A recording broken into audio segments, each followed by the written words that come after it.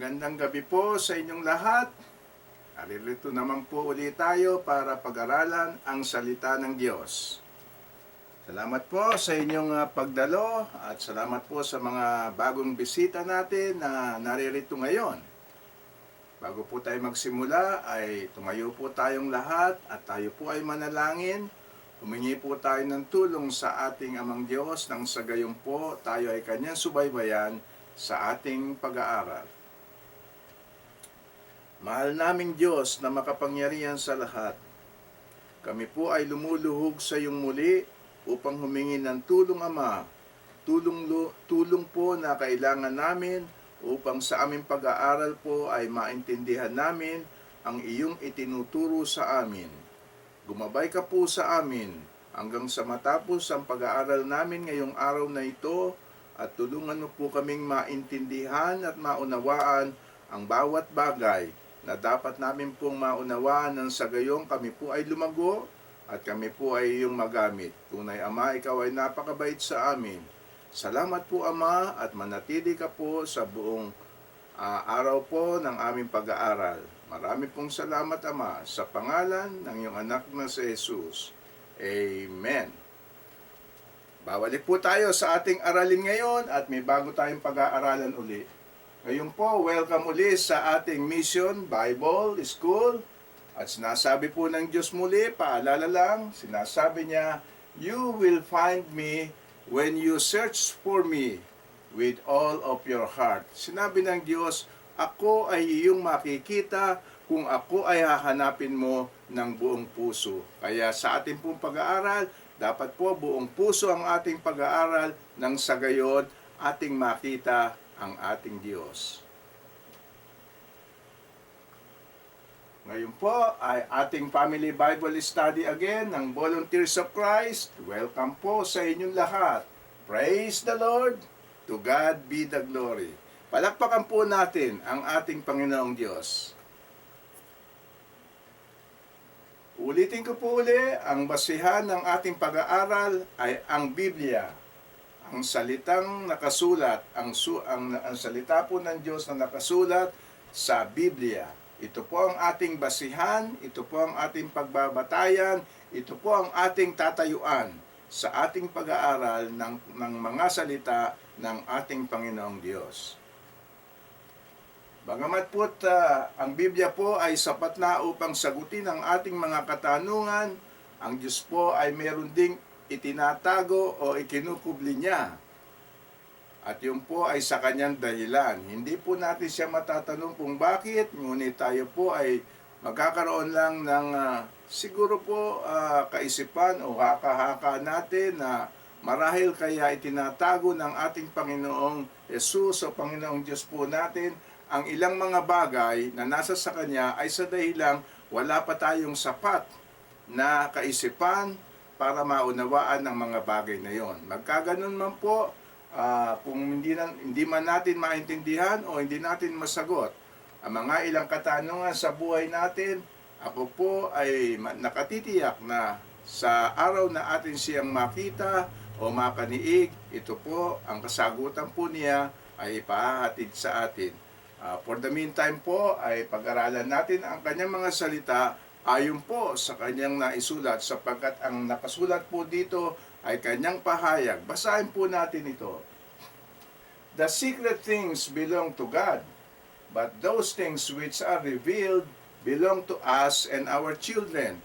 Sinasabi po dito ng ating Panginoong Diyos na ang mga bagay na sikreto ay para sa Kanya.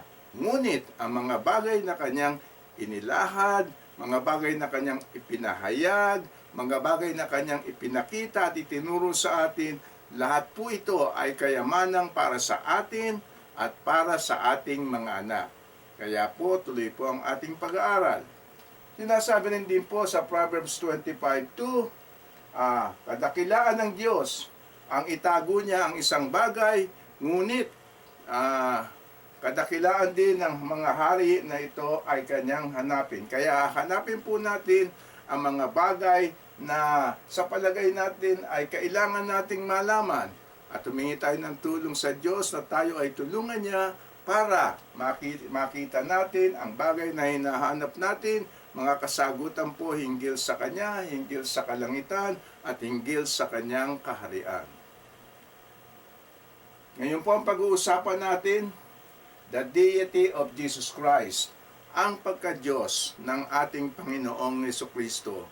Marami pong mga sekta ngayon, maraming mga nagtuturo, iba't iba pong reliyon, iba't ibang sekta, iba't ibang grupo, ang nagtuturo na si Kristo po ang ating Panginoong Hesus ay hindi po Diyos at siya po ay tao lamang. Mula po sa Iglesia ni Cristo, Jehovah's Witnesses, Mormons, at iba pa, napakarami po nila. Kaya ang hula po o ang sinasabi ng ating Panginoong Jesucristo, tayo po ay mag-ingat dito sa mga taong to, sapagkat sila ay binabaluktot ang salita ng Diyos. Para po sa atin, papatunayan natin ang pagka-Diyos ng ating Panginoong Jesucristo, ang kanyang kapangyarihan at ang kanyang pinagmulan o pinanggalingan o bakit siya naging tao. Kaya ngayong gabi po ay napakaganda ng ating pag-uusapan at very exciting po ito sapagkat ito po ang matagal ng usapan ng mga iba't ibang reliyon at ngayon po magkakaroon kayo ng karunungan na sa palagay ko po madadagdagan ng karunungan nyo o ngayon nyo lang nadinig ang mga karunungan ito. Simulan po natin. Ito po ang claim ng ating Panginoong Jesucristo. Ito ang sinasabi niya na siya ay Diyos. Sinabi po dito sa Revelation 1:8, sinabi po ng ating Panginoong Jesucristo, I am the Alpha and the Omega, the beginning and the end. Ako ang simula at ako ang wakas, ang sabi ng Diyos, says the Lord Jesus Christ po. Ngayon, papatunayan po natin kung siya ang nagsasalita dito. Ituloy po natin ang ating pagbasa. May kama po dito, ibig sabihin, hinto lang tayo sandali, pero tuloy-tuloy pa po ang sentence. Sinabi niya dito, who is, and who was, and who is to come, the Almighty. Marami po nagtatanong sa akin sa pagtatalo ko po, pakikipag-usap, pagpapalitan ng opinyon, o ng mga karunungan po sa iba't ibang sekta, lalo na po sa Iglesia ni Cristo. Sinasabi po nila sa akin, saan mo makikita na sinabi ni Jesus na siya ay Diyos? Maganda pong katanungan niyan pero very tricky po. Kaya sinagot ko din po siya. Kung hindi ko man makita na sinabi ni Jesus ng aking Panginoon na siya ay Diyos, nakasulat din ba sa aklat, sa banal na aklat, na sinabi niya na siya ay hindi Diyos? Kaya hindi niya rin po masagot sapagkat wala po sa Bible na sinabi ni Kristo na siya ay hindi Diyos. Ngayon, yung pong tanong nila, meron bang sinabi si Jesus, sinabi niya ba na siya ay Diyos? Hanggang sa napag-aralan ko po ang Biblia, finally po, sa bandang huli ay nakita ko na sinabi ni Jesus mismo na siya ang Almighty God. Hindi po sila makapaniwala nang ito ay ipakita ko sa kanila at ngayong gabi po, ngayong araw na ito, pag-aaralan natin at makikita nyo na sinabi ng ating Panginoong Jesucristo na siya ay Diyos. Narito po, Revelation 1:8 po ang kasagutan doon. Sinasabi dito, o nagsasalita po ang ating Panginoong Jesucristo sa Revelation. Ang libro po ng Revelation ay sinulat ni Juan, ni John. Ngunit, ang Revelation po ay patunay o patotoo ng ating Panginoong Jesucristo. Kaya ginaid niya po si John na isulat ito. Ngunit ang isinulat niya po ay katunayang patotoo at katibayan na sinabi ng ating Panginoong Jesucristo. Ito po ang sinabi niya sa Revelation 1:8, doon po sa chapter 1, versikulo 8. Sinabi niya po dito, ako ang Alpha at Omega, ang simula at ang wakas, says the Lord. Tapos may kama po doon, who is, and who was, and who is to come, the Almighty. Ngayon, aalamin po natin kung sino ang salita nito na sinasabi na siya daw ay who is, siya daw ay who was, at siya daw ang who is to come, the Almighty. Dito po papatunayan natin na siya po ang the Almighty siya po ang nagsalita dito. Isa-isahin po natin. So, sinabi ni Christ po dito, ang sentence po, pag Mika, mahinto ka sandali, pero hindi pa po tapos ang talata. Kaya nung sinabi dito, I'm the Alpha and the Omega, the beginning and the end, says the Lord, Mika po doon. Ngayon, yung susunod po mga salita, dinidescribe ho yung naunang mga salita niya. So, dinidescribe dito kung sino yung Alpha and Omega, beginning and the end. Ang sabi niya dito, who is, who was, and who is to come. Na who is, bakit po? Who is sapagkat siya po ay naging tao. Who was po sapagkat siya ay na-crucify sa cross at siya po ay namatay. So wala na siya dito. Ang pinadala niyang kapalit niya ay ang Holy Spirit. And who is to come, siya din po yun sapagkat yun po ang sinabi niya na siya ay babalik na muli. Sa makatwid, kung mapapatunayan po natin ang pagkakasabi niya na who is to come, kung sino man ang darating, siya po ang nagsalita nito at sinasabi niya na siya ay the Almighty God. Maliwanag po ba? Ituloy po natin. Siya ba talaga ang babalik dito? Marami po tayong nadidinig na usapan sa iba't ibang simbahan at sa iba-ibang telebisyon na nababasa natin hanggang sa banal na aklat na siya po ang babalik. Ito po ang summary ng mga nakita ko. Is Jesus the one coming? Siya po ang babalik. Kung siya po ang babalik, then siya po ang nagsasalita dito at siya ang nagsabi na siya ang the Almighty. Dito po, unang katibayan po, sinabi po dito sa Revelation 1:7, He is coming with clouds. Every eye will see Him. So sa unang ebidensya lang po, magpapatunay na si Lord Jesus Christ ang babalik. Pangalawa pong ebidensya, sinasabi dito po sa Luke 21:27, the Son of Man coming in a cloud with power. Sino po ba ang the Son of Man? Si Kristo po ito sapagkat sinabi niya na siya ay the Son of Man. So, sa libro pong ito ni Luke, sinasabi na ang the Son of Man ay darating doon sa ulap na mayroong kapangyarihan. So, ayan po magpapatunay na, 2 verses lang po yan, nagpapatunay na siya ang babalik.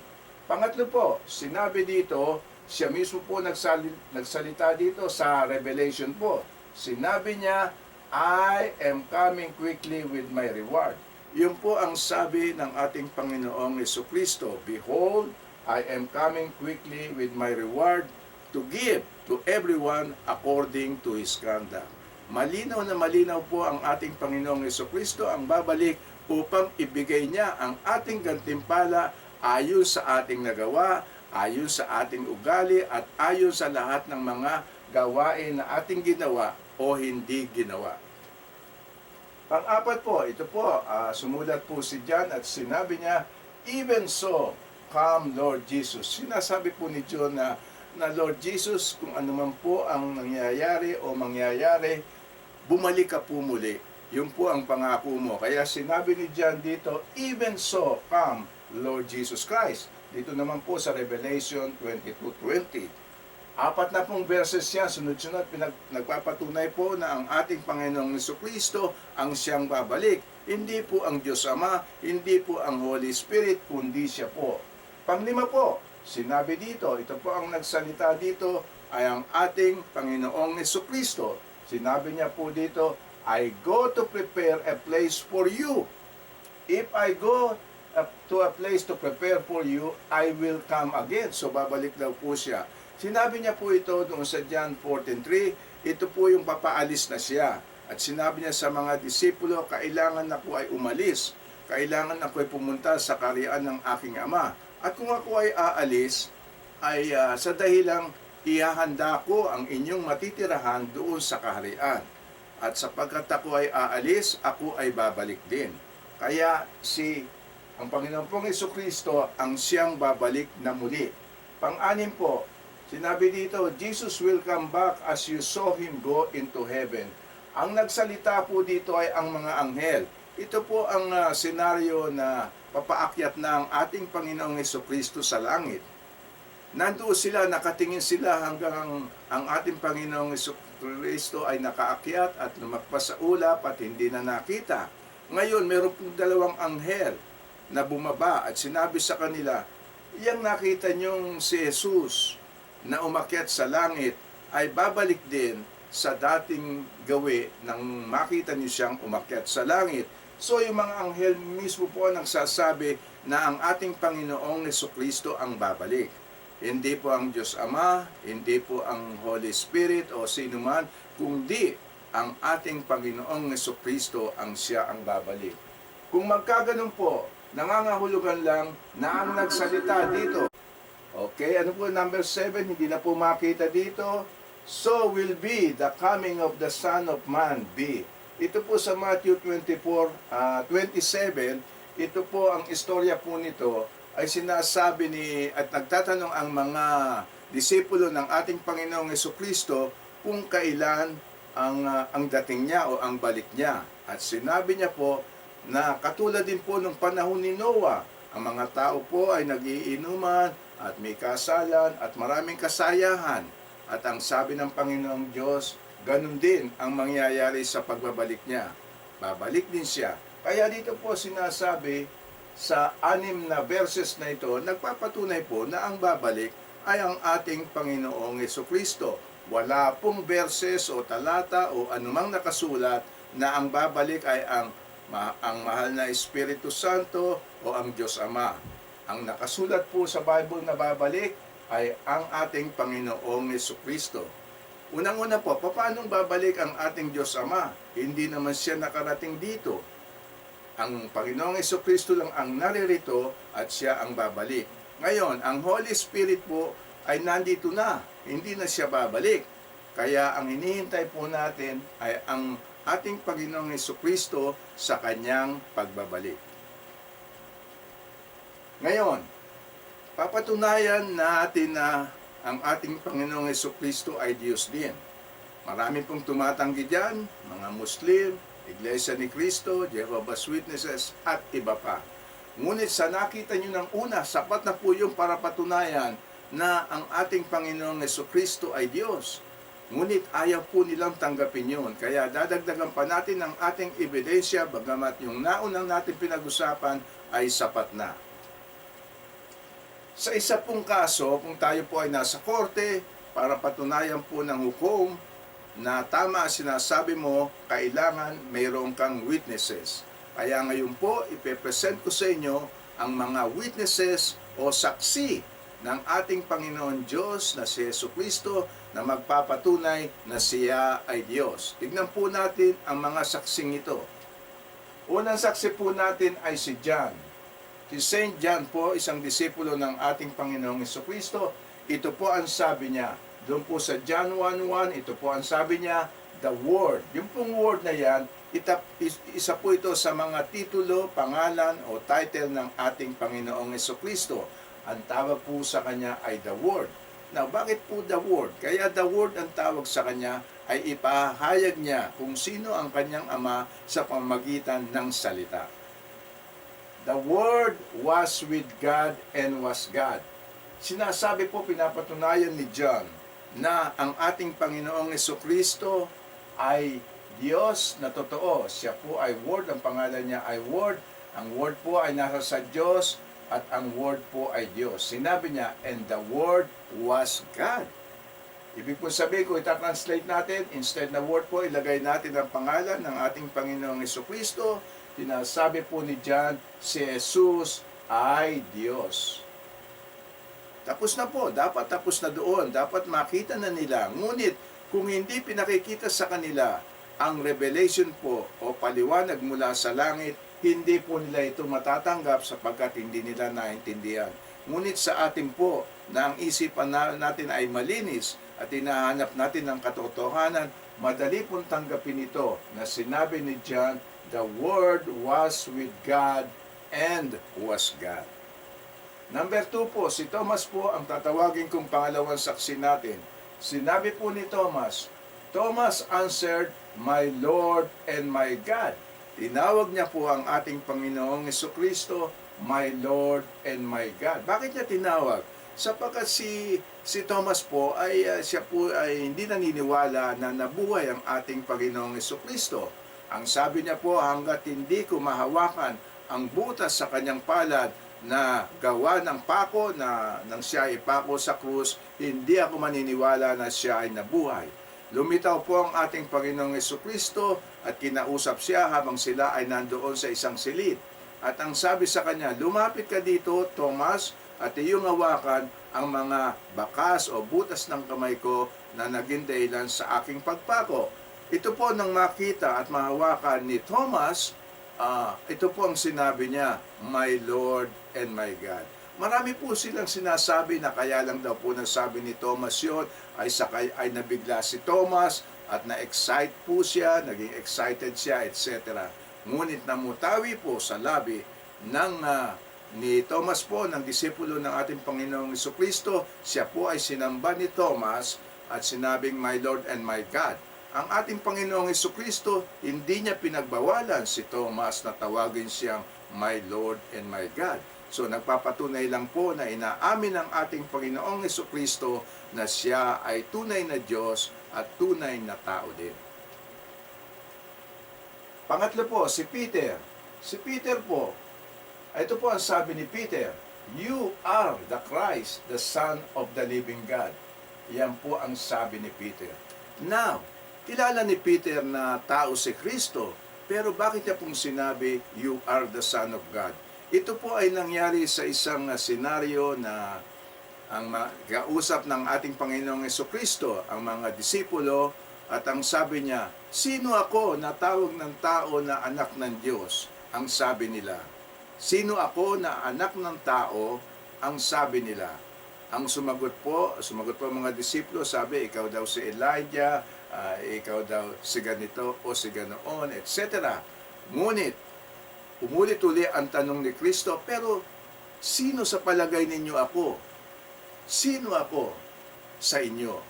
Hanggang sa finally po, sumagot si Peter at ang sabi niya, ikaw si Kristo, you are the Christ, the Son of God. Ano po ang sabi ng ating Panginoon Diyos? Sabi niya, Peter, hindi sa karunungan mo nalaman ang bagay na yan, kundi ipinahayag sa iyo ng aking Ama na nasa kalangitan. Sa makatwid po, yung the Son of God, ang tinutukoy po dyan, ay ang pagka-Diyos ng ating Panginoong Jesucristo. Tinanong ko po ang mga iglesia, okay, ano ibig ng the Son of God? So, the Son of God, galing ka, ibig sabihin ng Son, may pinanggalingan ka. Katulad ng isang tao, katulad mo, sabi ko, ikaw, saan ka nang galing? Okay, so pinanganak ka ng tatay at nanay mo. Sa makatwid, doon ka nang galing. Ngayon pinanganak ka ng nanay at tatay mo, ano ka ngayon? Hindi po siya makasagot ng mabuti at ang sabi niya, di tao ako. Tama yun, sapagkat ang pinanggalingan mo ay tao, nanay at tatay mo ay tao, kaya't sila ay nagsilang, ikaw ang anak, ikaw din ang tao.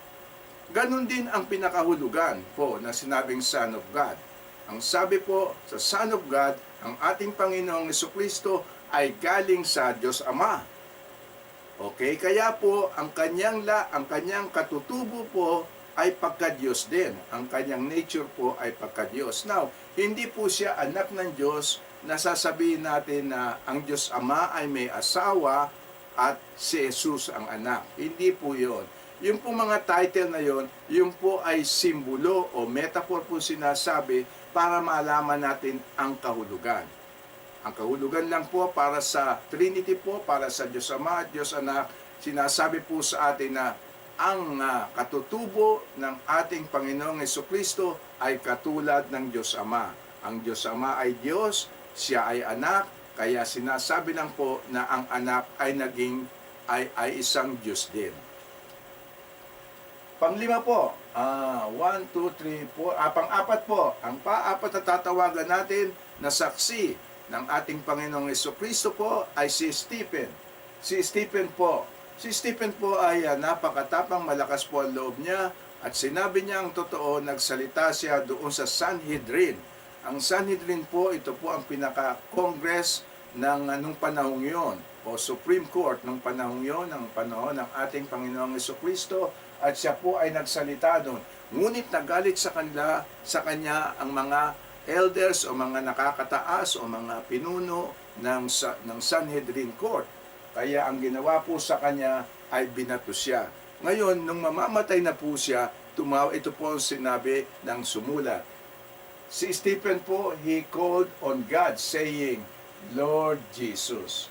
So, tingnan po namin, si Stephen po, tumawag po sa Diyos, saying, Lord Jesus.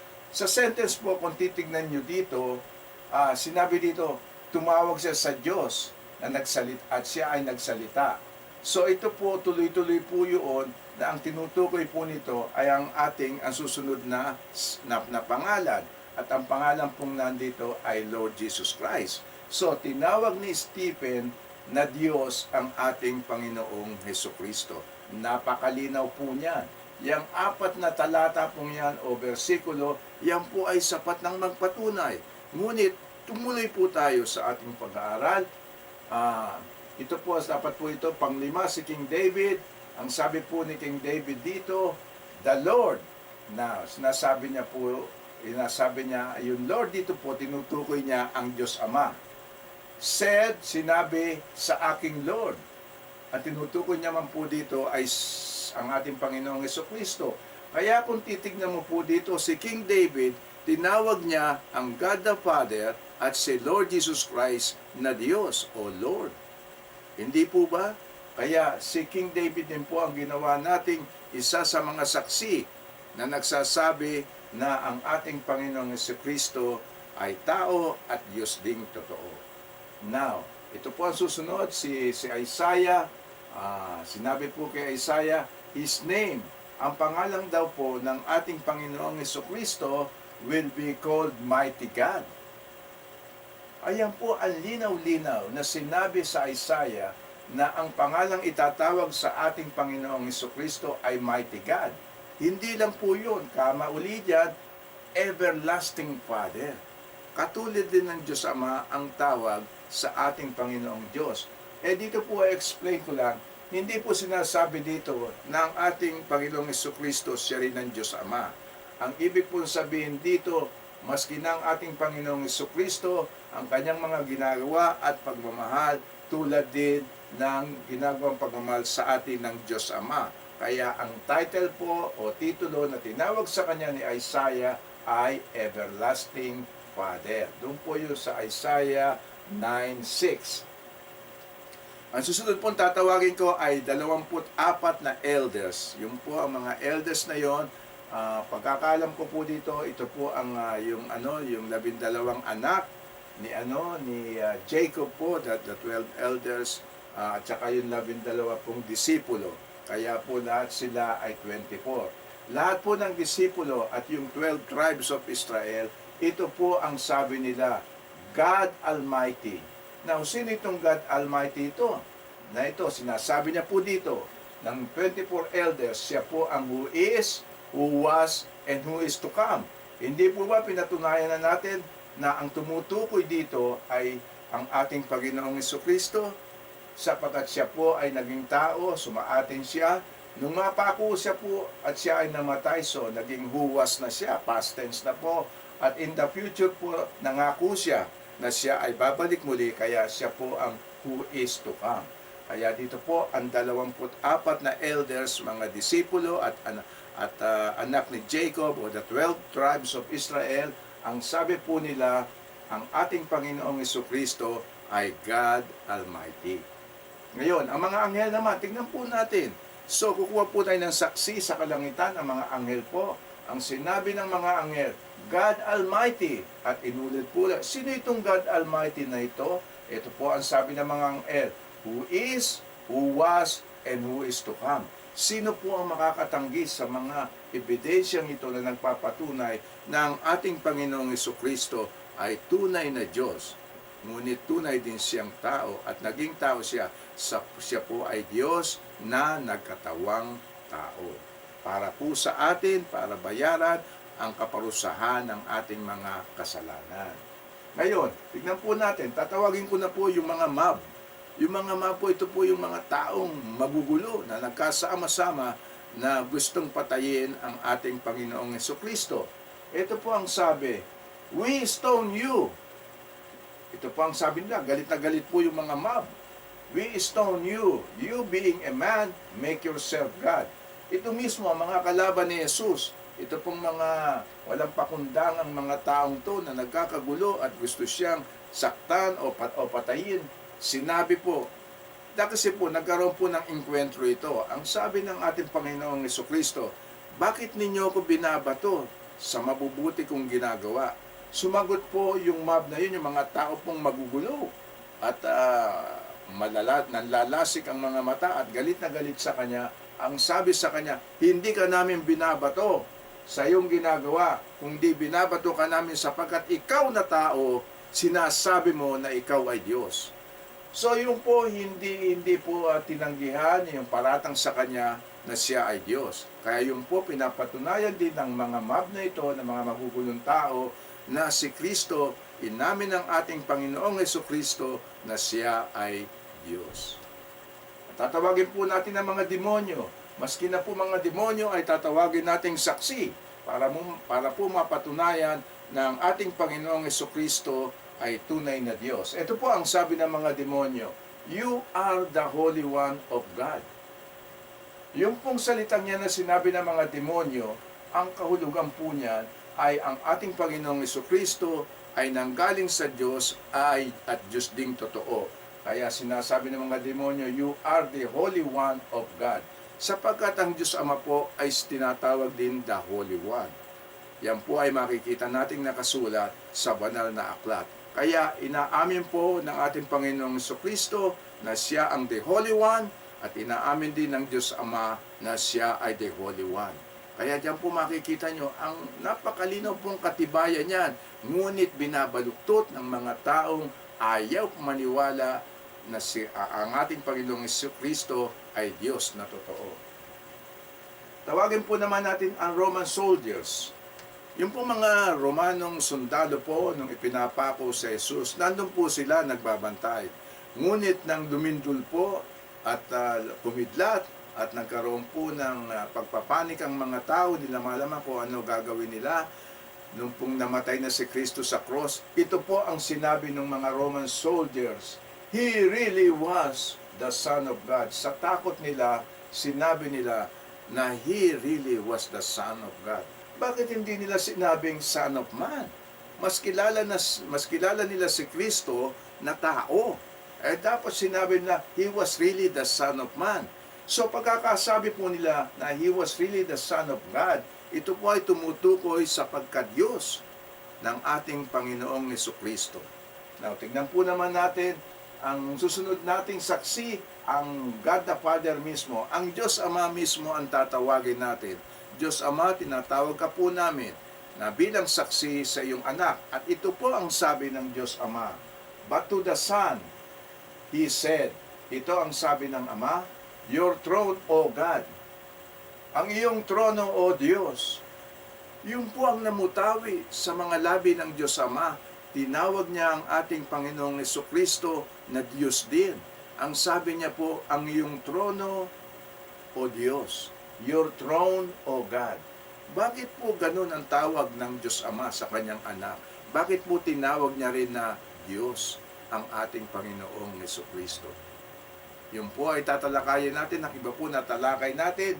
Tinawag niya po Diyos ang ating Panginoong Jesucristo sapagkat siya po ay may pagka-Diyos po at Diyos na totoo at siya po ay kakabilang doon sa Trinity na napag-aralan natin bilang pangalawang member po ng Trinity. Ngayon, ang muli po natin tatawagin ay mismong ang ating Panginoong Jesucristo na siya po ay umupo at magsabi, maging tunay na saksi. At ito po ang sabi ng ating Panginoong Jesucristo, "I am the Almighty." Dito po sa Revelation 1:8, ito lang po ang sasabihin ninyo sa mga lumalaban na hindi Diyos. Si Kristo po ang ating Panginoong Jesucristo. Ito lang po ang sasabihin mo, Revelation 1:8. Dito po galing yan at sinabi ng ating Panginoong Jesucristo, una pong pinag-aralan natin, I am the Almighty God. Ang kumpleto pong verse, ganito po sinasabi, ang sabi po ng ating Panginoong Jesucristo, I am the Alpha and the Omega, the beginning and the end, says the Lord, who is, who was, and who is to come, the Almighty. Kaya dito po, sinasabi ng ating Panginoong Jesucristo at sinasabi niyang totoo at siya po nagsabi nito. Kung tatanungin po kayo, sinabi ba ni Jesus na siya ay Diyos? Sabihin niyo lang po, Revelation 1:8, sinabi ng ating Panginoong Jesucristo, diretso po sa kanyang mga labi, I am the Almighty God. Tuloy po tayo ng pag-aaral. Ngayon po, ito naman po ang magaibang witnesses natin na nag-offer po ng worship. Ito pong mga taong to ay nagbigay ng panalangin, lumuhod, sumamba sa ating Panginoong Diyos.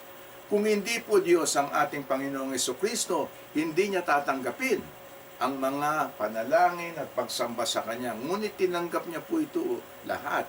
Wala siyang sinabihan dito, hindi siya nagalit na huwag siyang sambahin. Tinanggap niya po lahat ang pagsamba sa Kanya na ang Diyos lang po ang may karapatan.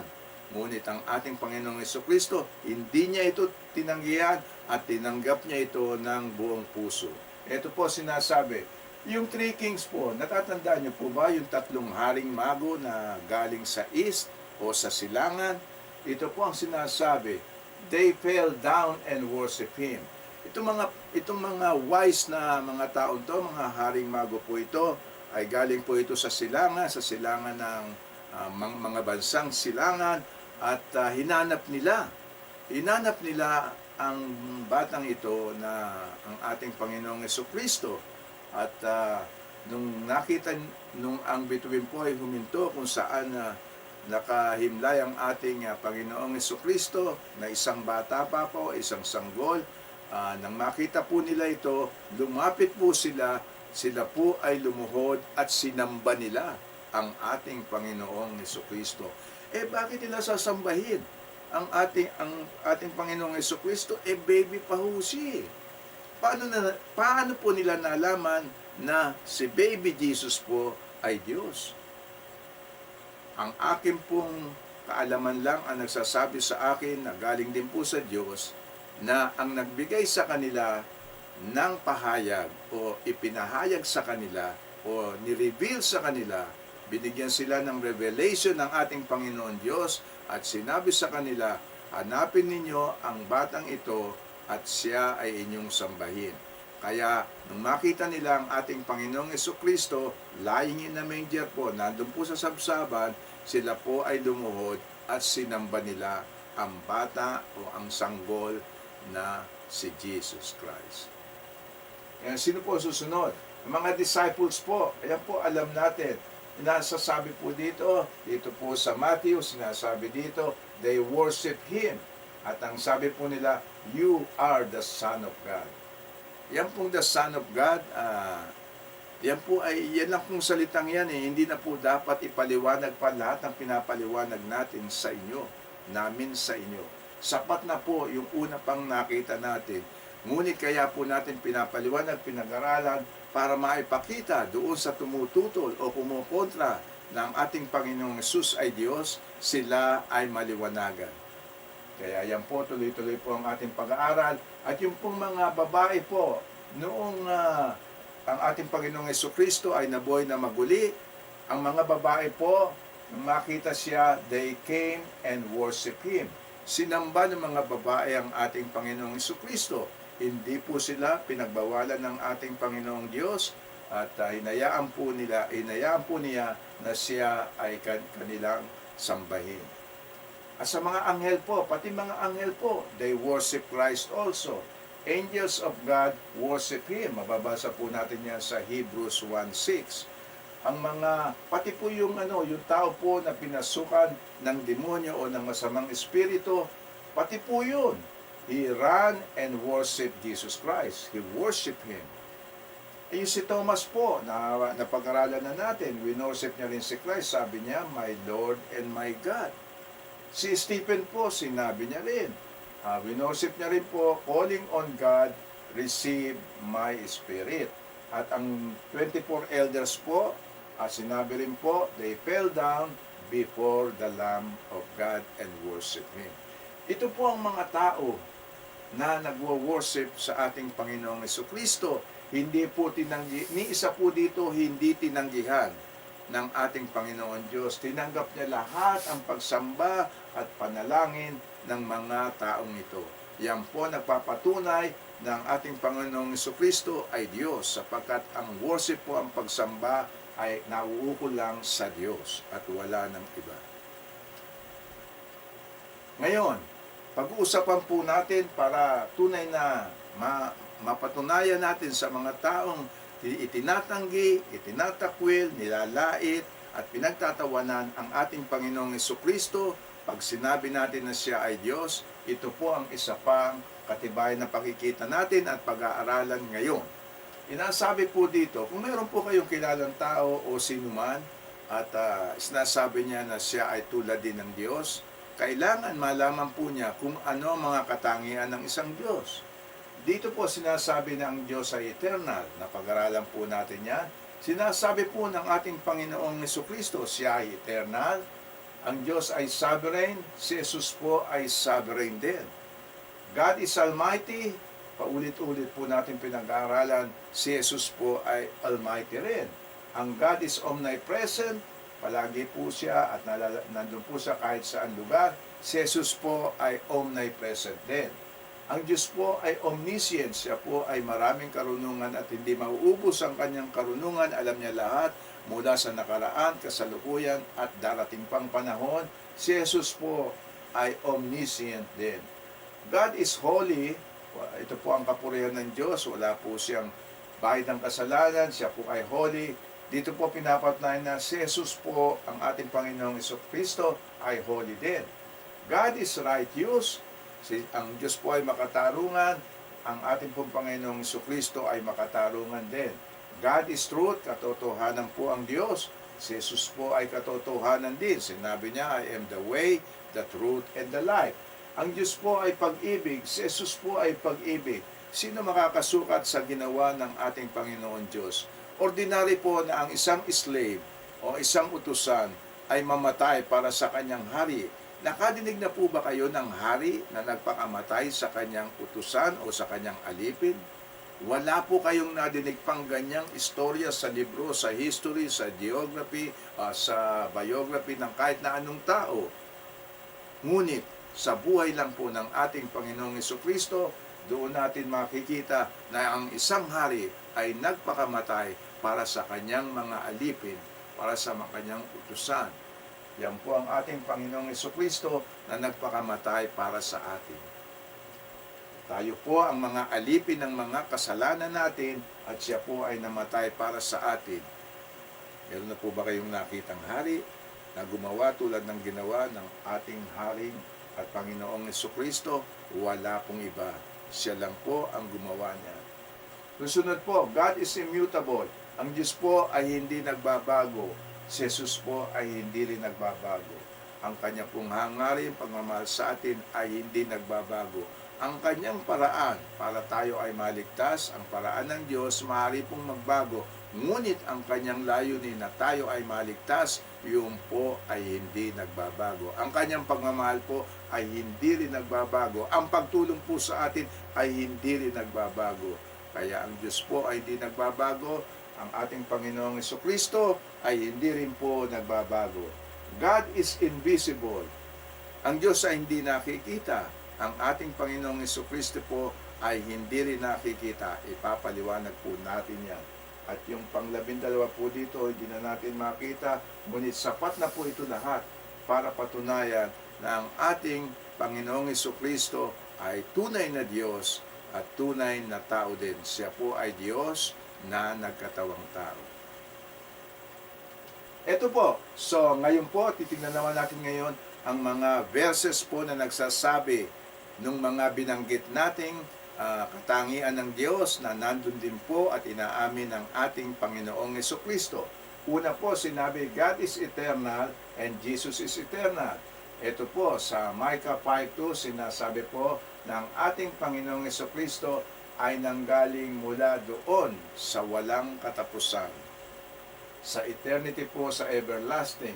Ang ating pong Panginoong Jesucristo, siya po ay nauna bago pa ginawa lahat ng mga nagawa sapagkat siya po ang ating Creator. Sa Colossians po yan.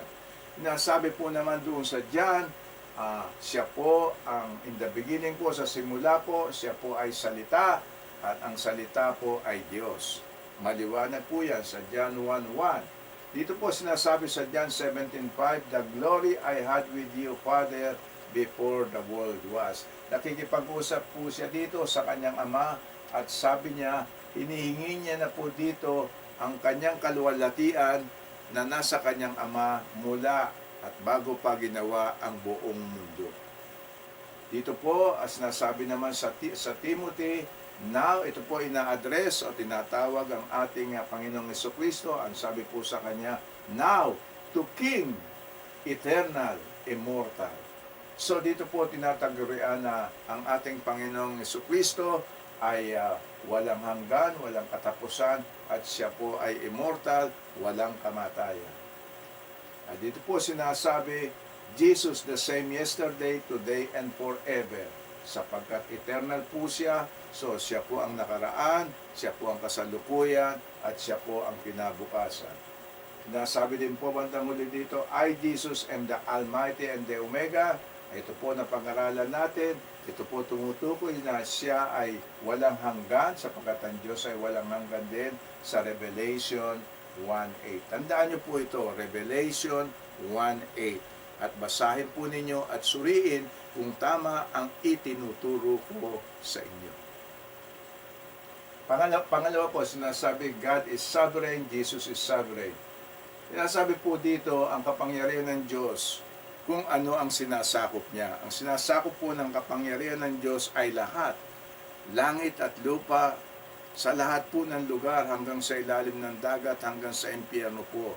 Ang nasasakupan ng kanyang paghahari, nasasakupan ng kanyang mga kapangyarihan. Dito po sinasabi dito, ang kapangyarihan niya, He created all things. By Him all things consist. Ginawa niya lahat ang bagay at dahil sa Kanya, ang mga bagay na ito ay nananatili. Nananatili saan po? Nananatili sa Kanyang paggalaw sa araw-araw. Inasabi po dito, upholding all things by the word of His power. Ito po, hinahawakan niya ang lahat ng bagay na Kanyang nilikha sa pamamagitan lang ng Kanyang salita. Natatandaan po ba ninyo nung pinigilan niya ang malakas na unos, ang malakas na bagyo, ang malakas na alon, at sinabi niyang pumayapa sila? Ganun din po ang sinasabi dito, He uphold all things. Nakakapagkuman siya maski na doon sa at natawag natin kapaligiran natin sa mga natural environment natin or kalikasan. Dito po sinasabi na ginawa niya din, nilikha niya rin lahat ng bagay. Sila po ay nilikha at sila ay naganap. At nakikita natin. So sinasabi po dito na ang kapangyarihan niya ay kahit saan, sapagkat nilikha niya ang lahat. Yan sabi rin po dito, Jesus conquered death. Hanggang kamatayan po, pati kamatayan ay nasa kontrol niya po. Siya po ang meron po siyang kapangyarihan laban sa kamatayan kahit na nasaan ang kamatayan. Who can this be? The winds and the sea obey Him. Ito po ang kinikwento ko sa inyo na maski na po ang mga natawag na hangin at ang dagat po ay sinusunod siya. Pati mga demonyo po, sinabi sa kanya, the demons, ito po sinasabi sa nakasulat, ang mga demonyo po ay nagmakaawa sa kanya. At sinabi, send us to the swine, sa mga baboy po. So, hanggang dito po makikita natin hanggang kailaliman ng lupa, kailaliman ng dagat, kahit saan lugar, maging sa nag-aapoy na impyerno po, ang kapangyarihan po ng Diyos ay naroroon. At kinokontrol niya ang lahat ng bagay na nangyayari. Sinabi rin po dito, He healed everyone. Pinagaling niya po lahat ng may sakit noong kanyang kapanahunan. Magtuloy-tuloy po tayo. Pangatlo po, God is Almighty and Jesus is Almighty. Nabasa po natin again, bumalik po tayo sa Revelation 1:8 at sinabi niya po dito na who is, who was, and who is to come, the Almighty. So ito po ang kanyang mga salita na nanggaling sa kanyang mga labi. At ang mga anghel po ay sinasabi sa kanya, umaawit sa kanya, Holy, Holy, Holy, Lord God Almighty. Yun po ang bati at sa pang-awit po ng mga anghel, siya po ay naawitan at sinasabing Lord God Almighty na magpapatunay po ng ating Panginoong Jesucristo ay tunay na Diyos. Sa pang-apat po, nasabi dito, God is omnipresent, Jesus is omnipresent. Dito po sa Isaiah, sinabi po hinggil sa ating Panginoong Jesucristo, He will be called Everlasting Father. Nabanggit na po natin to. He came from old, from everlasting. Sinasabi naman ni Propetang Micah, and when they gathered, sinabi po ng ating Panginoong Jesucristo, I am in the midst of them. Natatandaan niyo po ito. As sinabi ng ating Panginoong Jesucristo, dalawa man o higit pa, ang sa akin ay na nagpupulong o nag-uusap, ako ay nasa kanilang harapan. In the beginning was the Word and the Word was God. Kay John po yan, na banggit na po natin yan. I am always with you, always to the end of the age. Sa Matthew po yan. Sabi niya, hanggang sa matapos ang mundo, ako ay nasa sa iyo. Napapatunay lang po na kahit nasaan tayo, kahit anong oras, siya po ay naroroon. The glory I had before the world was. So sinasabi niya po dito, ang kanyang kalwalatian na nasa Ama bago nalikha ang lahat ng kapaligiran, pati ang kalawakan. Who alone has immortality? Nasabi po sa 1 Timothy na ang ating Panginoong Jesucristo lang ang mayroong immortality.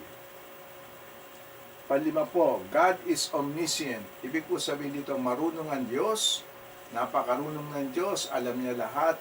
Inasabi din po dito, si Jesus ay ganun din. He is omniscient. Kaya dito po, mababasa natin sa Matthew 5:18, nothing will pass from the law till all is fulfilled. Yan po ang sabi ng ating Panginoong Jesucristo na lahat ay matutupad doon sa batas. Dito po, sinasabi ng ating Panginoong Jesucristo din, false prophets will rise. Alam niya po na magkakaroon ng mga palsong propeta, huwad na propeta o teachers. I have told you beforehand. So, bago pa po maganap ang ating mga nakikita ng mga huwad na nagtuturo, mga palsong propeta po, sinabi na ng ating Panginoong Jesucristo sapagkat siya po ay marunong at alam niya lahat. Ang nangyayari, ang nangyari at mangyayari pa. He knew all men. Sinabi po sa John 2:24-25, He knew all men, na nagsasabi lang po na siya ay marunong. I am the way, the truth, and the life. Alam niya po ang daan, ang katotohanan, at ang buhay. At siya po ang daan, ang katotohanan, at ang buhay. At ito po sinasabi na He knows the mind of the Spirit. Alam niya po ang layunin, ang isipan ng Espiritu Santo. So ito po nagpapatunay na ang ating Panginoong Hesus po ay napakarunong, na malalim po ang kanyang karunungan, at ang kanya pong karunungan ay walang katapusan. What makes God God? God is holy, Jesus is holy. So dito po pinapatunayan natin sa mga pahinang ito, sa mga verses na ito, na si Jesus po ay holy. Ang demonyo po, ang sabi sa kanya, you are the Holy One of God. Sinabi yun ng demonyo sa kanya, you are the Holy One of God. Maski na Diyos Ama po ang tawag sa kanya ay Holy One. The Holy One who is born of God. Sinabi naman sa Luke, yung pong mga yung pong mga maraming tao na galit sa kanya, ang sabi po dito, the mob denied the Holy One and the just. He who called you is holy. Patungkol po ito sa ating Panginoong Jesucristo. So, ang sabi, kailangan tayo po ay maging holy din. Ito po, sabi dito, He committed no sin. Kaya nagpapatunay po ng ating Panginoong Jesucristo ay walang kasalanan, walang sala, at walang nagawang pagkakasala. Ang mga angels po sinasabi sa Kanya, Holy, Holy, Holy, Lord God Almighty. Ito lang po ay sapat ng patunay na ang ating Panginoong Jesucristo ay holy at ang Diyos ay holy din po. Pampito po, ito, God is righteous, makatarungan po ang ating Panginoong Hesus ay makatarungan din. Sinabi po dito sa Jeremiah, the Lord our righteousness. Ito po ay patungkol sa ating Panginoong Diyos. Sinabi ito ng mga mob po, sinabi dito ng mga taong galit na galit sa Kanya, the mob denied the Holy One and the righteous. So, tinawag po din siyang righteous, na makatarungang Diyos, makatarungang hukom. The coming of the just or righteous one. Doon po sa Acts yan makikita 7:52. See the just or the righteous one. Sa Acts 22:14, the Lord, the righteous judge. Sa Timothy po, the righteous of our God and Savior Jesus Christ. 2 Peter 1:1. Our advocate Jesus Christ, the righteous. So lahat po itong mga verses na ito, lahat po ng mga nakasulat dito ay patunay lang na ang ating Panginoong Jesucristo is righteous and God is righteous. So Jesus Christ is truly God Himself. Ito po ang pangwalo, ang Diyos po ay katotohanan, ang ating pong Panginoong Jesucristo ay katotohanan din. Begotten of the Father, full of grace and truth. Nanggaling sa Ama, puno ng kalwalatian at katotohanan. Ito po sinabi din, grace and truth came through Jesus Christ. So pinapatunayan po dito na ang ating Panginoong Jesucristo ay katotohanan. I am the way, the truth, and the life. Napag-usapan po natin ito sa John 14:6, that I should bear witness to the truth. Siya po magpapatunay ng katotohanan, kaya po narito siya sa ating mundo. The truth of Christ is in me sa 2 Corinthians, at in Him you heard the truth. Narinig natin sa Kanya ang tunay na katotohanan ng Diyos. Tunay po ito ay napakarami pong ebidensya na maipapakita sa ating kalaban at sana po sila ay maunawaan nila. Ngunit kung ang intensyon po nila ay mali at hindi tama po ang pag-iisip nila, hindi po nila maiintindihan lahat ng naiintindihan natin at napag-aaralan ngayong gabi. Number 9 po, God is love, Jesus is love. Ito po ang sa mga labi ng ating Panginoong Jesucristo na nanggaling sa Kanya. Sinabi niya, as the Father loved me, I also have loved you. Kaya mahal din po tayo ng Diyos. Ang ating Panginoong Jesucristo po ay Diyos ng pag-ibig. Jesus laid down His life for His friend. Iyan po ang katibayan na mahal tayo ng ating Panginoong Jesucristo sapagkat ibinigay niya po ang kanyang buhay para sa atin. Ito po ang sabi niya rin, I am the good shepherd. The good shepherd po, siya po nag-aalaga sa mga tupa. Ang mga tupa po, tayo po ang tumatayo doon. Ang ibig sabihin po, tayo po ay naalagaan mabuti ng ating Panginoong Diyos. He loved them to the end. Minahal tayo ng ating Panginoon Diyos hanggang sa kahuli-hulihan. To know the love of Christ. So dito po sinasabi ang pagmamahal ng ating Panginoong Diyos. Christ also has loved us. Ayan po ang patunay na ang ating Panginoong Jesucristo po ay Diyos ng pagmamahal. Ito po isa sa mga katangian ng tunay na Diyos. Number 10 po, God is immutable, Jesus is immutable. Ang Diyos po ay hindi nagbabago, si Jesus po ay hindi rin nagbabago. Ang unang-una pong katibayan dito, makikita natin, His name is called Everlasting Father. Nasabi po na natin yan, na ang gawain ng Diyos Ama ay ginagawa din ng ating Panginoong Jesucristo. He is from everlasting to everlasting. Hindi po siya nagbabago. Wala po siyang umpisa. Siya po ay wala din katapusan. Christ the same yesterday, today, and forever. Hindi po siya nagbabago. I am the Alpha and the Omega, the beginning and the end. Wala po sa kanyang pagbabago sa simula at sa katapusan. I am the first and the last. Ako ang umpisa at hulihan. The first and the last who was dead and came to life. And Alpha and Omega, beginning and the end, first and the last. Ito po lahat nagpapatunay na ang Diyos po natin ay hindi nagbabago. Hindi siya nagbabago ng kanyang pagmamahal sa atin, hindi siya nagbabago ng kanyang layunin sa atin, hindi siya nagbabago ng kanyang nature po o ng kanyang katutubo bilang isang Diyos. Ito po, pang-11 po, sinasabi dito, God is invisible, At si Kristo po din ng ating Panginoon Diyos ay invisible o hindi nakikita. Ito po sinasabi sapagkat siya po ay image of the invisible God.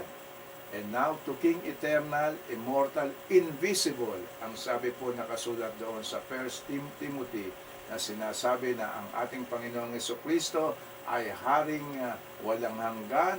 Siya po ay hindi namamatay at siya po ay hindi nakikita. Kung nakikita man po natin ang ating Panginoong Jesucristo, nakikita po natin siya sa kanyang pagkatao dito sa lupa.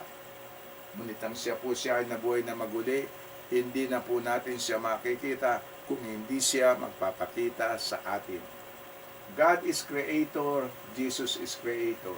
Ito po, sinasabi po ng ating Panginoong Jesucristo na nakasulat sa Kanya, for by Him all things were created. Sa pamamagitan po ng ating Panginoong Jesucristo ay nalikha ang mga nalikha. Upholding things by the word of His power. Lahat po ng bagay ay tuloy sa pag-iikot dahil lang po sa Kanyang salita. And by your will they exist and were created. Sa pamamagitan po ng pag-iisip, sa kaisipan po ng ating Panginoong Diyos, lahat po ng bagay ay nalikha niya. Ayan, dito po naman tayo ngayon sa paradox. Ito pong paradox na ito, importante po nating malaman yan sapagkat dito po makikita natin kung paano baluktutin ng mga kalaban ng ating Panginoong Jesucristo, ang mga Antichrist po, na pinagpipilitan nila siya ay tao lamang at siya ay nilikha at siya ay hindi Diyos. Ngunit ngayon po, madadagdagan po ang karunungan natin bukod sa natutuhanan natin at pinag-usapan natin. Ito po ngayon ang ating pag-uusapan. Ano po ba ang paradox? Ang paradox po, nakalagay dito, statements that are true but appear contradictory. So ang paradox po ay mga talata po na totoo po yun, yung mga statement na yon, mga talata yun. Ngunit po parang sila ay magkakontra kung babasahin natin sila. Kaya yan po ipapaliwanag natin. Dito po, sinabi ni Jesus, ako ay nagugutom, doon po sa Mark 11:12. Pero sinabi niya rin po, I am the bread of life. Kaya kung titignan mo nyo, paano magugutom ang ating Panginoong Jesucristo kung siya din ang bread of life? So, kung titignan po natin, ito po ay parang magkakontra sila kung titignan natin at face value. Kung sa mga salita, kung tinignan natin sila para magkakontra. Pero pareho pong yan ay nakasulat sa Biblia. So, parehong salita po ay totoo. Ang nangyayari lang po, iniiwan ng kalaban yung magpapatunay na siya ay Diyos. At doon lang po sila nananatili na magpapatunay na ang ating Panginoong Jesucristo ay tao lang. Wala po sa Bible na sinabi na ang ating Panginoong Jesucristo ay tao lang. Hindi po siya man only.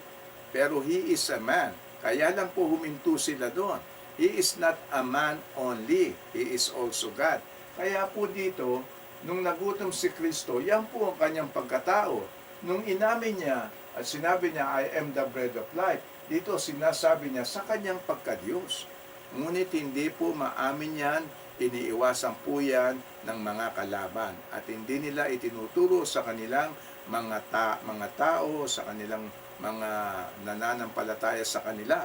Iniiwasan po nila yan pagkat hindi nila maipaliwanag kung bakit sinabi ni Jesus, ako ay nagugutom, at sinabi niya rin na ako ang bread of life. Pangalawa po, sinabi ni Jesus, ako ay nauuhaw. So, nagpapatunay lang po na tao siya. Pero sinabi niya rin po, ako ang buhay na tubig. Paano sasabihin ni Jesus na ay test, tapos sasabihin niya rin na siya ay living water? Iisa lang po uli ang kasagutan nun.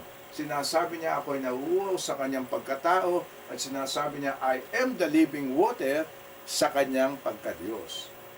Si Jesus po, sinabi niya na He is the Son of God or the Son of Man sa Matthew po. Pero sinasabi niya rin na He is the Son of God. So, magkakontra po ito kung titingnan natin, magkalaban po. Pero ang ibig po sabihin niya, He is the Son of Man, siya po ang leader, siya po ang head ng human race. Kaya po sinasabing Son of Man. Ang Son ang Son of God po, nagsasabi na siya ay Diyos din, sapagkat ang pinanggalingan niya ay mula sa Diyos, ang katutubo niya ay mula sa Diyos, kaya galing po siya sa langit, siya din ay Diyos. Kaya yan po ang paliwanag dyan, na ang doktrina pong sinasabi dito ay ang doktrina ng incarnation, na ang Diyos ay nagkatawang tao. Dito po sinasabi, Jesus became man.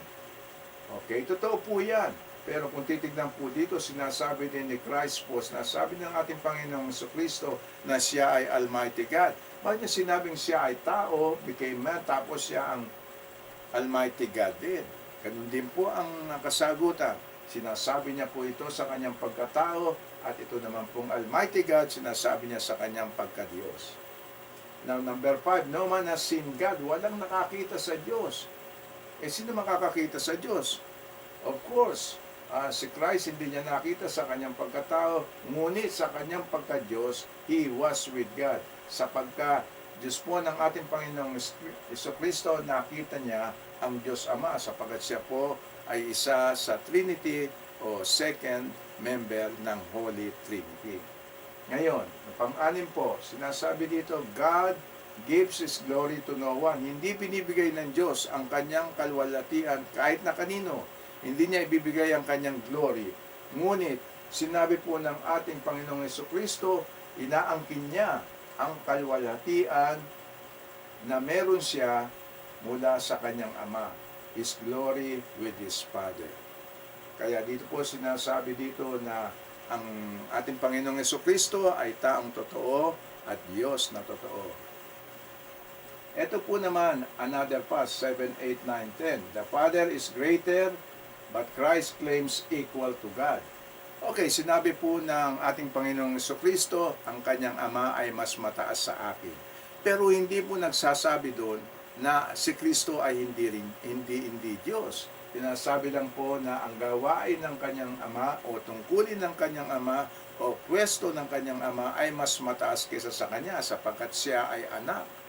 Yung po lang sa function nila, sa gawain nila, mas mataas ang Ama para po magkaroon ng order, magkaroon ng ayos ang takbo ng panahon o yung pagmamanage nila. Pero sinasabi rin po ng ating Panginoong Jesucristo na siya po ay equal to God. Paano maging greater ang Ama? Yung sinasabi ni Kristo na siya ay kapareho lang ng kanyang Ama. Dito po, greater po ang Ama sa pagkatao ng ating Panginoong Jesucristo, ngunit sa pagka-Diyos ng ating Panginoong Jesucristo, siya po ay katulad din, equal siya, kapares siya ng Diyos Ama. Sinabi ni Jesus dito, it is finished, then bowed his head and died. Di tao po siya, kaya siya namatay. Meron po bang Diyos na namamatay? But He also said, I am the resurrection and the life. Paano siyang namatay? And at the same time po, siya ay ang pagkabuhay at ang buhay. Ganun po ang sagot uli. Sinabi niya ito sa kanyang pagkatao, sinabi niya ito sa kanyang pagkadiyos. God is one in Deuteronomy, pero three din po doon sa New Testament na makikita natin. The Father is from everlasting to everlasting. Pero sinabi din po ng ating Panginoong Jesucristo na He is also from everlasting to everlasting. God is the everlasting Father, pero inaamin po ni Christ na He is the everlasting Father also. Ang the Father's throne is from everlasting, ngunit ang trono po ng ating Panginoong Jesucristo ay sinasabi pong forever and ever. Iyan po lahat mababasa natin at yan po ay mga paradox statements na nagsasabi lang ang pagkakaiba po dito ay sapagkat yung mga pinilos ng ating Panginoon Diyos sa kanyang katauhan, yung po ang kanyang pagkatao nang naging tao siya. Yung mga ginagawa niya po, napakarami po na higit na ginagawa niya na hindi magagawa ng tao. At yun po ay ginagawa niya sa kanyang pagiging Diyos. Ito pa po, napakarami po ng mga paradox na yan na makikita natin. At dito po, the Father is the first and the last, the Alpha and the Omega. Pero ganun din po ang inaamin ng ating Panginoong Diyos sa Revelation 1:8 na siya ang God Almighty. The Father does fill the heaven and the earth Yun din po ang inaamin ng ating Panginoong Jesucristo. The Father does not change. Ang sabi po ng ating Panginoong Jesucristo, siya din po ay hindi nagbabago. No one knows the Father, but Jesus knows the Father.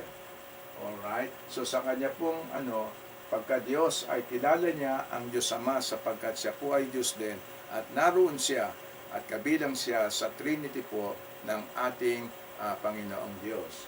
The Father is called the Holy One. Pero si Jesus po ay tinatawag ding the Holy One. Nakita po natin yan. Ang demonyo po tinawag ang ating Panginoong Jesucristo na the Holy One. Ngayon, dito po, God is the Creator, pero si Jesus po, sinasabi niya na Creator din siya. Makikita po natin yan. Paradox po ito, napakarami po. Ayan po lahat ang masasabi. The Father is our Shepherd. Sinasabi din po ng ating Panginoong Jesucristo, I am the Good Shepherd. Ano po ang pagkakaiba doon? Sinasabi lang po doon na bagamat siya ay tao, siya din po ay may pagka-Diyos, galing siya sa Ama, nagmula siya sa Ama, at kung ang Ama sinasabing siya ang Good Shepherd, sinasabi ng ating Panginoong Jesucristo, ako ay Good Shepherd din. Okay? The Father said, beside me there is no Savior. Sinasabi ng Diyos Ama, wala akong katabing Diyos o tagapagligtas. Pero si Christ po sinasabi din, He is the Savior of the world. Pareho silang Savior. Ano po ang pagkakaiba noon? Sila po ay parehong Diyos ang katunayan, sila po ay pareho nating tagapagligtas. The Father is Almighty. Ang sabi po din ng ating Panginoong Jesucristo, He is the Almighty God in Revelation 1:8. Kapag-usapan na po natin yan. The Father is God, His throne is forever. Sinabi rin ng ating Panginoong Jesucristo at siya po ay binanyagan o sinabi ng Diyos Ama, Thy throne, O God, is forever. Dito po makikita natin both the Father and the Son are called King and Kings and Lord of Lords. Bakit po ganon? Takong tao lang ang ating Panginoong Jesucristo. Bakit niya kinukuha ang titulo ng ating Diyos Ama? Hindi po niya kinukuha yun. Siya po ay Diyos din, kaya ang tawag din sa kanya ay King of Kings and Lord of Lords. At napakarami pong mga paradox na ganyan na nagpapatunay po ng ating Panginoong Jesucristo ay tunay na Diyos at tunay na tao at Diyos na nagkatawang tao. So dito po naman ang pag-uusapan natin ang mga words. Ngayon po, ang mga kalaban po, binakitang isang word, ginamit na nila yon, binaluktot na lahat at sinabi na si Kristo ay hindi Diyos. Ito pong word na firstborn, yan po ay babanggitin nila sa inyo, sasabihin, bakit tinawag si Kristo na firstborn? Ang nangangahulugan lang, siya, kaya siya tinawag na firstborn sapagkat siya ay nilikha ng Diyos. Malaki pong kamalian, baluktot na kamalian po, napakalaking kasinungalingan po ang tinuturo nila sa inyo. Ang firstborn po, hindi po nagsasabi na si Kristo ay tao, o nilikha, o ginawa. Ito po ang kahulugan ng firstborn. Dito po sa firstborn, sa Psalm sinasabi po ang firstborn. Pero ang firstborn po dito ay nangangahulugan ng preeminence. Ito po ang, ano po masasabi natin dito, ito po ang kataas-taasan. Ang ibig pong sabihin niyan, majesty, kagalang-galang po, as sovereignty, makapangyarihan. Kaya po sinasabi ng ating Jesucristo ay firstborn. Pagka sinabi po na si Jesucristo ay firstborn, kung siya po ang firstborn, mas doon po sa buhay niya, sa buhay po ng mga Hudyo, ang firstborn po ang siyang palaging ang nakatataas sa lahat ng mga sumusunod pang anak. Ngayon, sapagkat siya po ay nauna, siya po ang nag-create ng buong mundo, ng buong kalangitan, at ng buong kalawakan. So, siya po ang pinakamataas. Kaya preeminence po ang ibig sabihin nun. Siya ang kataasan, hindi dahil sa nilikha siya, kundi siya ang lumikha ng mga nalikha. At siya ang may kapangyarihan sa lahat. Yun po ang firstborn na sinasabi. At marami pong mga verses diyan na tumutukoy sapagkat ang ating Panginoong Jesucristo sa mga pinakita ko sa inyo ay tunay na Diyos at ang kanyang kapangyarihan po ay tunay na sa Diyos. Ang firstborn po dito, firstborn, among many brethren. Doon po sa Romans makikita yan. Ito sinabi, ay siya pinanganak siya. Siya ang unang pinanganak dito sa mga mga kapatid niya o mga brothers niya. Ang ibig pong sabihin nun, hindi dahil sa firstborn ng tawag sa kanya among many brethren o mga kapatiran na siya ay nilikha din. Ang tinutukoy po doon ay headship. Siya po ang headship, hindi lang ng mga tao doon sa kapanahunan niya, kundi siya po ang headship ng human race, ng lahat ng tao, ng buong lahi ng tao. Siya po ang head. Siya po ang nangunguna, siya po ang namumuno ng headship. Siya po ang headship ng human race. Yan po ang sinasabi diyan. Alright, now dito po naman sa firstborn from the dead, ang sabi nila, ayan, siya ang unang namatay doon, siya ang unang pinanganak doon sa mga namatay, siya daw po ang unang pinanganak.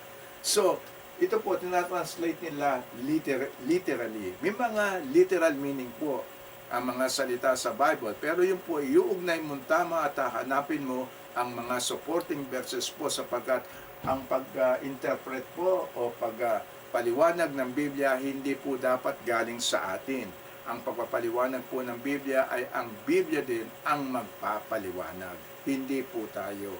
Ang mga supporting verses po natin o patunay na yung po ang tinutukoy ng salita ng Diyos, ang magpapaliwanag po niyan ay mga verses din na nasa Bible. Pero dito po, firstborn from the dead in Colossians 1:18, hindi ibig po sabihin siya po ang unang napanganak doon sa mga namatay na. Mali po yun. Ang ibig po sabihin, siya ang unang bunga ng pagkabuhay nang siya ay nabuhay na maguli. Yung pong pagkabuhay dito ang tinutukoy, ang pagkabuhay ng ating Panginoong Hesus Kristo. Sinabi niya po dito, because I live, you will also live. So, ang tinutukoy po dito ay ang pagkabuhay. Siya ang unang bunga, siya ang unang resulta, siya ang unang dahilan ng pagkabuhay na maguli. Kaya sapagkat siya ay nabuhay na maguli, tayo po ay mayroong buhay din tulad niya. Ang muli po ay firstborn of all creation. O kita mo na yan, sasabihin ng kalaban, siya ang unang nilikha ng Diyos sa mga nilikha ng Diyos. Mali po yun. Hindi po siya kinate. Ang sinasabi po dito ay, ang sinasabi po dito, ang ating Panginoong Jesucristo ay mayroong supreme authority. Bakit po sabi supreme authority o kapangyarihan? Sapagkat siya po ang lumikha ng lahat Pinakita po natin yan, na siya po ay ang ating creator. So, yung firstborn of all creation, sinasabi lang po na siya ang pinakamataas na may kapangyarihan sa lahat. Above all things po, past, present, and future, siya po ang pinakamakapangyarihan sa lahat. Kaya po, mali po ang kanilang pag-interpret po o pagpapaliwanag ng firstborn. Hindi po ibig sabihin na ang ating Panginoong Jesucristo ay nilikha.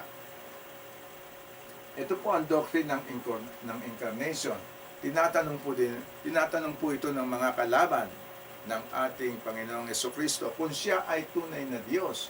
Ang sabi niyang ganun, ang tao ay tao, ang Diyos ay Diyos. Paano magiging tao ang Diyos? Ito po ay papaliwanag ko. Ang Diyos po ay lumilitaw at nagpapakita sa atin na may anyong tao. Ito po, isang instance po dito sa Genesis 32:22 hanggang 32. Ito po, babasahin natin, then Jacob was left alone. Si Jacob po ay naiwang mag-isa at and a man wrestled with him. At mayroong isang tao na nakipagbuno sa kanya hanggang bukang liwayway. And he said, ang sinabi po ng taong ito, your name shall no longer be called Jacob. Ikaw ay hindi natatawaging Jacob. Papalitan natin ang pangalan mo, ikaw ay tatawagin ng Israel. For you have struggled with God and with men, and you have prevailed. O sinasabi po dito na ang taong ito po ay ating Diyos na nagkatawang tao dito.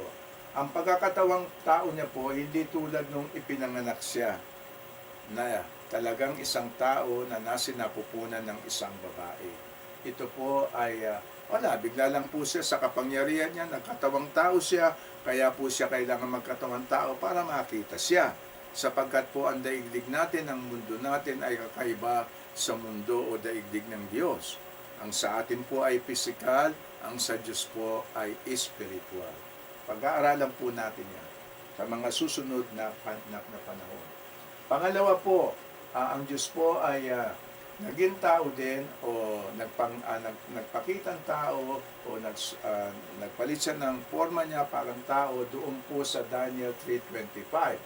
Ito po sinasabi, "Look, I see four men loose," na nakakawala, "walking in the midst of the fire." Naglalakad sila sa gitna ng apoy. "And they are not hurt," at hindi sila nasusunog. "And the form of the fourth man is like the Son of God." Yung pong pang-apat na tao, yung po sinasabi dito na siya po ay anak ng Diyos. Yung po ang ating Panginoong Jesucristo na nagkatawang tao o nagsuot ng katawang tao para po siya ay makita at nakita siya ng hari at sinasabi na merong pang-apat na tao at yung pong pang-apat na yon ay hindi nasusunog habang naglalakad sila doon sa gitna ng apoy. Kaya ito po ang pangalawang instance na ang Diyos po ay nagsuot ng katawang tao. Ngayon, ito po susunod, ang pangatlo po, as angel of the Lord when God visited Abraham. Nung binisita po ng Diyos si Abraham, siya po ay nag-anyong anghel. Ang anghel po, ang katunayan po, pag sinabing anghel sa Bible, ito po ay isang lalaki. Wala pong anghel na babae na sinabi sa Bible. Ang anghel po sa Bible ay lalaki. Kaya nung makita ni Abraham na unawaan niya kaagad o nahalata niya kaagad o napansin niya kaagad na yung taong yon ay isang angel. At yung pong angel na yon ay ating Panginoong Jesucristo o ang ating Diyos Ama. At tatlo po sila, nakalagay po dito. Then the Lord appeared to him. Okay, nagpakita po ang Diyos sa kanya, si Abraham po. So he lifted his eyes and looked. Tinignan niya ito at nakita niya tatlong tao po, 3 men were standing by him, and when he saw them, he ran from the tent door to meet them and bowed himself to the ground. At siya po ay yumuko at nagbigay pugay dito sa tatlong anghel na ito. Maaari pong ang tatlong iyon ay Father, Son, or Holy Spirit. Hindi po specifically na sinasabi, ngunit sa pagkakakita ni Abraham, sinasabi niya po na nakita niya ang Diyos. Then the Lord appeared to him. So nagpakita po ang Diyos kay Abraham sa suot na pagkatao. Ang pang-apat po ay kay Hagar. Kay Hagar po nagpakita rin ng Diyos na isang anghel o isang tao at sinabi sa kanya, then the angel of the Lord said to her, "Behold, you are with child, and you shall bear a son." And Hagar said, Have I also here seen him who sees me? Narito rin ako at nakita ko ang Diyos. So, nakita nila at ang Diyos na may suot na o formang tao. Okay, yung po sinasabi niyan. Ngayon, tuloy po natin, God is God, man is man. How can God become a man? Jesus must be a natural man. Bakit po si Jesus kailangan pang isilang, lumaki, lumiit? Samantalang, pwede po naman pala na magpakita ang Diyos ng isang tao ng malaki kaagad. Tulad po doon sa pinag-aralan natin. Tulad po doon sa, ulitin natin, tulad po doon kay Jacob, nung nakipag-wrestle siya, doon kay Daniel po na sinamahan sila doon sa pugon ng apoy, doon po kay Hagar at saka doon po kay Abraham. Lahat po malaki ng mga anghel o tao na nagpakita ang Diyos. Ang tanong po, hindi pa pwede na naging ganun din si Jesus? Bakit kailangan pa siyang magsimula sa bata at ipanganak? Ito po ang kasagutan doon. Ang kasalanan po natin, tignan po natin ito, pag-aralan po natin. Nung nilikas si Adam at si Eva po, ang layunin ng Diyos sa kanila ay mabuhay ng walang hanggan. Wala po silang kasalanan, they are sinless, at they are pure. Wala po silang kasalanan, hindi nila alam ang kasalanan. Ngayon po, nagkasala sila. Kaya nawala sa kanila ang buhay na walang hanggan, ang pumalit ay kamatayan. Ngayon, ang batas po ng Diyos, kung ibabalik na muli o para maibalik yung dating katayuan nila ni Adam at ni Eva, na buhay na walang hanggan at walang pagkakasala, ang batas po ng Diyos kailangan ay mayroong magdusa o magsakripisyo po na ganun ding tao. Kaya yun po ang hinahanap ng Diyos, sapagkat tao po ang nawala, ang nawala ng buhay na walang hanggan at nagkasala, at dati siyang malinis sana, sina Adam and Eve, pero nagkasala sila. Kaya kailangan po ng sakripisyo na tulad din ng isang malinis na tao pong walang pagkakasala, ang siyang mamatay at dumanap ng dugo bilang kabayaran doon sa kaparusahan ng kasalanan ng taong yun, nila Eva at ni Adan. Wala pong makita sa atin na magiging sacrifice, sapagkat lahat po tayo ay galing kay Eva at Adan, kaya po lahat tayo ay makasalanan. Wala pong makakapagligtas sa atin, kaya kinakailangan po na isang malinis na tao po ang tumayo sa atin at siya ang maging sacrifice. Hindi ko po maliligtas ang aking pamilya, hindi niyo maliligtas ang inyong pamilya, hindi natin maliligtas ang ating sarili, wala tayong kaligtasan. So, kailangan ang Diyos ang maging tao din, para yung taong yun ang maging sacrifice, kabayaran sa kasalanan. Kaya po kailangan siya ay panganak na muli. Kinakailangan po na ipanganak ang ating Panginoong Jesucristo. Hindi po sa natural process po, biological process kung tawagin, yung pong 9-month na gestation period, yung 9 na buwan na ipaglilihi at lalaki sa loob ng tiyan ng isang babae o doon sa sinapupunan ng babae. Yun po ang kailangan. Ngunit hindi po mangyayari kung ang ama ng batang ito ay tao din, sapagkat kung tao din siya, ang magiging anak ay tao din. Kaya ang mangyayari po, makasalanan din. Ang ginawa po ng ating Panginoong Diyos, magitan po ng kapangyarihan ng mahal na Espiritu Santo, naganap po ang isang milagro, at ang ating pong Panginoong Jesucristo ay naipanganak ni Maria. Lumaki po siya sa kanya sa sinapupunan ni Maria, naipanganak po siya, naging tao po siya, lumaki siya tulad natin. Kaya po ang pagkatao ng Panginoong Jesucristo ay eksakto at tulad natin. Hindi tulad po ng parang magic lang na nagkatawang tao siya.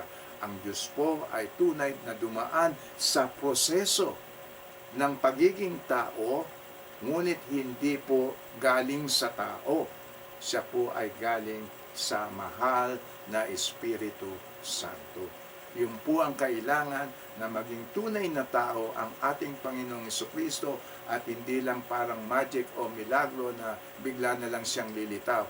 Kailangan po dumaan doon sa proseso ng pagiging tao ang ating Panginoong Jesucristo, para po matayuan niya bilang tao at mabayaran bilang tao ang kasalanan ng tao.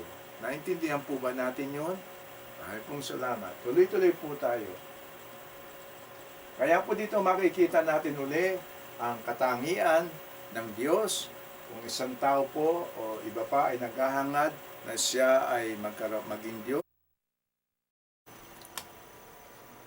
Balik po tayong muli sa ating pag-aaral, at narito po tayo sa portion na ito, sa parting ito na pinakikita natin kung ano ang katangian ng isang Diyos. Tayo po ba, sapat na po ba ang ating natutuhan para mapatunayan sa inyo ng ating Panginoong Jesucristo ay may katangian ng isang Diyos. Siya po ay Diyos na totoo at tao din pong totoo. Kailangan po siyang maging tao para po merong maging sacrifice o magkaroon ng kabayaran o maging kabayaran po siya sa mga kasalanan ng tao. Kaya lahat ng nakikita po natin dito, ito po ang mga katangian ng isang Diyos. At dito po mapapatunayan natin at napatunayan nating lahat na ang lahat ng katangiang ito ay nasa ating Panginoong Jesucristo. Kaya po, huwag po tayong magkaroon ng pagdududa sa ating paniniwala ng ating Panginoong Jesucristo ay tunay na Diyos. Siya din po, pinakikita natin dito na siya po ay second person ng Trinity. Naintindihan na po natin ang Trinity. Ang Trinity po ay sinasabing iisa ang Diyos, ngunit sila ay tatlong Diyos din sa tatlong persona, Father, Son, and Holy Spirit. Hindi po natin yan maitatanggi. Napatunayan po natin lahat yan sa ating pag-aaral. Kaya ang Diyos po natin ay isang Trinity. Lahat po ang Father, Son, and Holy Spirit ay may katangian ng pagiging Diyos. Yan po ay walang pagdududa at tayo po ay magkaroon ng sapat na pananampalataya na ang ating Diyos po ay Trinity. Ngayon, na alam natin ang katangian ng Diyos, alam natin ang kanyang kapangyarihan. Siya po ay may kapangyarihan sa kasalanan, sa kamatayan. May kapangyarihan po siya sa mga sakit at sa mga diseases. Siya po ay may kapangyarihan sa kalikasan at nauutusan niya ang hangin at ang dagat. Siya po ay may kapangyarihan laban kay Satan at sa kanyang mga demonyo. Ang sovereignty niya po, nasasakop ng kapangyarihan niya mula langit hanggang lupa, ilalim ng dagat, ilalim ng lupa, at lahat po ng lugar. Siya po ay mayroong kapangyarihan at nasasakop niya lahat po ng bagay sa buong kalawakan na kanyang nilikha, sakop po niyang lahat yan. At siya po ang ating creator and sustainer of all creation. Siya po ang ating tagapaglikha o naglikha ng buong kalawakan, tayo ng nasa langit at ng nasa lupa po. At siya po, ang kapangyarihan niya po ang nagbibigay paraan para manatili ang pag-ikot ng kalawakan mula sa araw-araw. Ang kanya pong personality, ang kanya pong ugali ay siya po ay mapagmahal at mapag-alaga. Siya rin po ang nagpo-provide sa atin o nagbibigay ng ating mga kailangan. Siya po rin ang ating tagapagtanggol. Siya po ang ating protector. Siya din po ang ating tagapagaling o tagapag-alaga sa atin at siya din po ang ating tagapagligtas. Siya po ay tunay na matapat at siya po ay totoo sa lahat ng bagay na ipinangako niya sa atin, sa lahat ng bagay na ibinigay niya sa atin, at sa lahat ng bagay po ng kanyang ginagawa ay tunay pong siya ay totoo at matapat. At darating po nandito po tayo sa punto na magkakanta na naman po ang ating mga awit. Bago po sila kumanta ay ating pong isara na ang ating pag-aaral ngayon. At tayo po ay babalik uli sa next week, sa Lunes, Martes, Miyerkules, Huwebes o Biyernes o Linggo. Kung ano man po ang schedule ninyo, ay babalik po uli tayo doon at para mag-aral na muli at ating punuin ang ating kaisipan ng mga karunungan ng Diyos. Bago po tayo lahat lumisan, manalangin muna po tayo at magpasalamat sa ating Panginoong Diyos. Panginoon naming Diyos na nasa kalangitan, maraming salamat po sa pagkakataong muling ibinigay mo sa amin nang ang aming pong karunungan ay madagdagan ayon sa iyong kalooban. Salamat Ama sa lakas at sa mga bagay-bagay na pinagkaloob mo sa amin, pati na Lord ang magandang katawan at wala po kaming sakit at kami po ay nakaka-attend o nakakasali po dito sa pag-aaral. Marami pong salamat Ama sa mga bagay-bagay na ipinagkakaloob mo sa amin na tunay Lord na aming kailangan. Gumabay ka po sa aming muli sa aming pag-aaral sa darating na mga araw. Bigyan mo po kami ng kaisipan na magbibigay sa amin ng karunungan, nang sa ganun po, sa karunungang ito, kami po ay lumago, kami po ay magkaroon ng pagkakataon Kami po'y magkaroon ng bagay na aming magagawa para umakay po sa mga naliligaw. Wala po kaming masasabi, Lord, maliban ang isang pasasalamat, ang aming pong magagawa ay gagawin namin. Kami po ay mahina, Ama. Tulungan mo po kami sa aming kahinaan. Ikaw po ang aming kalakasan. Bigyan mo po kami ng lakas at sigla sa aming pag-aaral sa araw-araw at sa panahon po na ibigay mo sa amin na kami ay makapaglingkod sa iyo. Kami po ay maglilingkod ng aming buong puso, ng aming buong buhay. Salamat, Ama, muli. Salamat at maraming salamat, Ama, muli sa pangalan ng iyong anak na si Jesus. Amen.